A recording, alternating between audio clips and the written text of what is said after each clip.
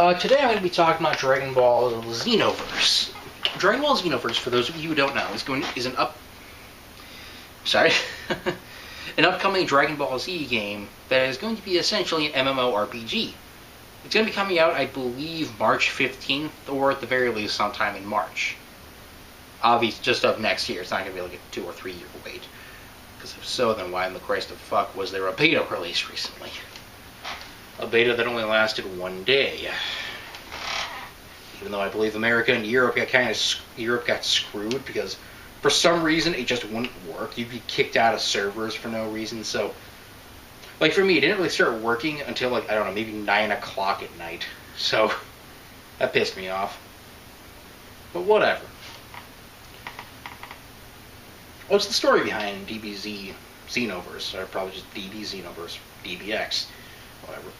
DBX sounds like a porno title. The story is essentially Future Trunks finds your character to help you create a character, obviously, to help set things right in the timeline. Because what's going on is someone's going around just fucking with the timeline. You know, like things like Raditz dodging Gohan's headbutt, and because he dodged it, he had enough strength to get out of Goku's full Nelson. Only Goku got hit by the special beam cannon. Obviously, that causes some problems. It causes a lot of problems, in fact. So it's up to you to fix these things. However, I have no idea how you're supposed to fix them.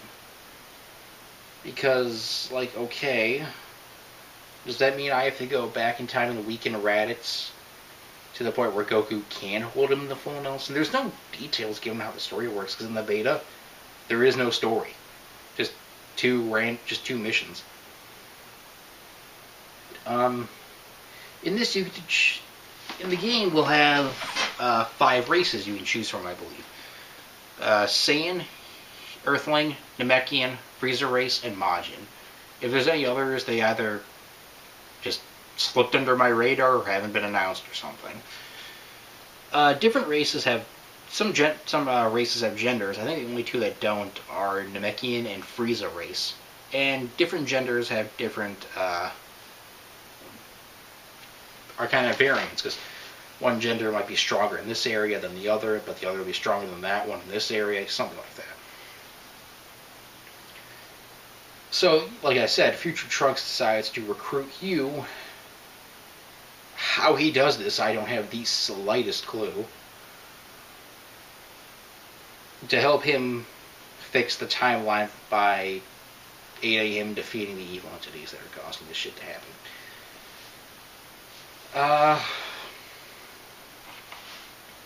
Character creation is nice. It has more options than Ultimate Tenkaichi did, and for the record, I like Ultimate Tenkaichi, but no, by no means perfect. Got a lot of issues. But I'm not talking about that today. I'm talking about Xenoverse. When you first start up Xenoverse, after you create your character, you're in some futuristic city called like Toki, or Torki, or I don't know. I don't know. I don't remember why, because I didn't care. In this place, you're able to buy various things. You can buy moves, whether they're super or ultimates, or even transformations, and by transformations I mean the Kaioken. I think it has been confirmed that if you're playing a Saiyan character, you can go Super Saiyan. Don't know about any other races. I can't imagine what bonuses they're supposed to get.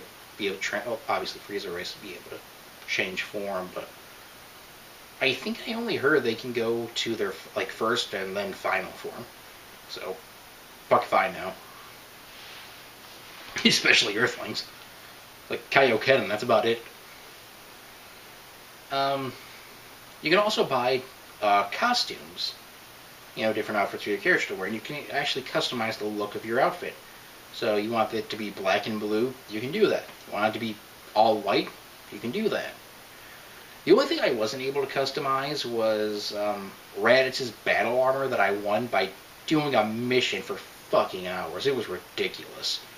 Finally, I did manage to get all of it, but it was a pain in the ass. So I wasn't able to customize it. I hope that's not how it is in the main game, because I mean, like, don't get me wrong, seeing battle armor just always looks cool to me, but I would definitely prefer it if I could change it to look how I want it to. It's possible it might just be like in series characters outfits you can't change the color of. So maybe there will be, say, in battle armor you can change, just so long as it didn't belong to a character in the series. You can also buy items for combat. You can buy things that will restore health or ki. You can even make even senzu beans to revive yourself if you get knocked out. Because I think you can revive yourself. I'm not 100% sure on that. So there's that. There is some other stuff. Like there's the place where you can go to challenge other players or become a team leader for missions and obviously do missions. 2 are available, but they're not story missions, and I'm pretty sure I said that before, so I'm becoming redundant. 1 mission has you fighting Tien, Yamcha, Krillin, and then Piccolo, and then Kid Gohan. Well, Piccolo and Kid Gohan, but Kid Gohan comes first when is reduced to like 25% health. Piccolo comes in. And if for some bizarre reason you fulfill some unknown condition, Goku will come and you can fight him too. When you complete missions, you gain experience, Zenny, that being money, and possibly another reward. These rewards can be anything from Z-Souls, which can give you characters some random bonus. Sometimes certain conditions have to be fulfilled for the bonus to happen. Super moves, costume items, and costume items is the biggest one that's biggest issue for me, because it was a pain in the ass. Like, to get all of Raditz's Saiyan armor, which was the chest, gloves, legs, and boots, I had to replay a mission so many goddamn times. Yeah, I need a drink. I know I'm going to be saying those exact words 20 years from now. Actually, more like 5. Maybe less. That's depressing.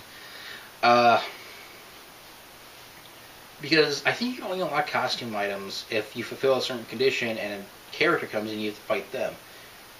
Like I said, Goku, and in the other mission, Saiyan Blood, where you team up with Raditz to fight Goku and Piccolo. If you do something, Kid Gohan will show up, and that's the only way to unlock more pieces of Raditz's battle armor. However, it's not guaranteed you'll even get a piece. So, it's goddamn ridiculous.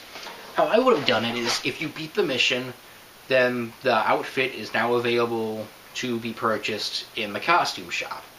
So that way it's up to the player. They can either just keep playing the mission over and over until they get all the items they need, or they can just say fuck it and go buy it at the store. So we're not wasting our goddamn time. With combat, it kind of works similarly to Raging Blast 2, mainly only with melee combat though, in which hammering on the square button will perform a combo and hitting the triangle button will change the combo up anyway. Excuse me. Although unlike Raging Blast 2, hitting the triangle button in this is a heavy attack, so the longer you hold it, the more damage it'll do, and the more likely it is to break an enemy's guard. In order to perform super and ultimates, to do supers, you have to hold down the R2 button and hit square, X, triangle, or circle, depending on what super move you want to use. Same thing as with ultimate, except with ultimates you have to hold down R2 and L2. I also believe you only get 3 ultimates, and 3 ultimates because one of them has to be an evasion move. So all 4 buttons are still used, but only 3 are ultimates, one's an evasion. And for the most part, combat worked fine. There was no tutorial, so I didn't know what the flying fuck I was doing. There are pursuit attacks, like when you hit an enemy away and you can teleport behind them or chase after and they hit them again. Yeah, I never really knew how to do that well. Charging at the enemy, I think, was like R2. No, L2. Fuck, I don't remember anymore. I think I always remember better with video game controls when I'm actually playing it. When I'm not, then my mind just kind of forgets. Like, my body remembers, but my brain doesn't. Well, let me check the time. 10 minutes. Okay, they're gonna wrap that up for 15 minutes. Anything I forgot to mention? Oh, obviously you can level up. When you level up, I think your ki and guard gauge will increase, but really slightly, so you'll barely notice unless you've been paying really close attention or something. I don't know. I'm blanking again. What the hell is going on? Oh, right. Jesus Christ, I'm bad at this. As I voice the words of everyone watching my reviews. Let's see. You also, I think your max health might increase. I don't know. But what I do know is that every time you level, you get 3 attribute points. Attribute points can be put into can be put into health, defense, ki, attack, super melee attack, and super ki attack, I believe. Putting it in health will increase your max health. Ki, I think, increases your ki gauge. Defense might make it so you can take a little bit more damage against you is reduced. It's never explained. Attack is just your ordinary attacks, just hammer on the square and triangle buttons. Super melee attacks are for melee attacks that don't require any energy beams or ki blasts or anything. And super ki blasts are obviously the opposite, where things like Kamehameha will be improved if you put points into that. Something I hope they put into the main game when it finally comes out in March is an attribute reset. Mainly because I fucked up kind of hard. I did not put any points into any of my attributes until I was like level 13, so I had like 39 attribute points. So I'm just like, well, I believe I was 14, I don't remember. But I put like all 39 points into my health. No, I was definitely 13. I put it all into my health just to see how much the bar would increase, because it doesn't tell you how much health you'll gain or anything like that. It's kind of like in Budokai 3, where when you put points into something, this like circle, I don't know what the fuck it's actually called, this thing will increase. People who play Budokai 3 know what I'm talking about, probably going to get a bunch of comments telling me what it is and calling me a fucking idiot. But I just wanted to see how high it would increase, and when I realized that, I hit back a couple times. I was like, I'll just hit the L button and everything will reset. But then, almost immediately after, I'm like, what, screw it, I will put some skill points in. And then I just realized, health, 36 skill points, attribute points. So I kind of fucked up hard, and sure, now I guess that means I have a ton of health, but that's not what I wanted to put my points in. So I really hope there's an attribute reset or something, because if not, I'll either just continue playing and just ignore putting any points into health, or I'll delete the character and start all over. Or maybe just make a new character altogether. One or the other. For the most part, I'm actually really excited. What I can gather, the plot seems like it's going to be a lot of fun. Being able to create your own character and interact with other... obviously, you're not going to be talking to them, only about your character is going to be the silent protagonist. But, still interacting with them and interacting with the main storyline, it just sounds like a lot of fun. In fact, I can team up with friends if I want to for some missions. I don't know if you do that with story missions, but you can do it with parallel missions. It just seems like a lot of fun. I have high hopes for this, and I look forward to when it comes out in March. I believe that's all I have to say on this. If I have any more thoughts on DBZ Xenoverse, I will make it like a part 2 or something. Time. Okay, I got a little bit of time left. So I'm just going to say this. I know we haven't put out our yearly anniversary video, but we do have an idea. What we're going to do is... actually, I'll tell you guys in the next video, or maybe I'll put it in the description, or maybe in the comments. Thanks for watching. Hope you all have a good time.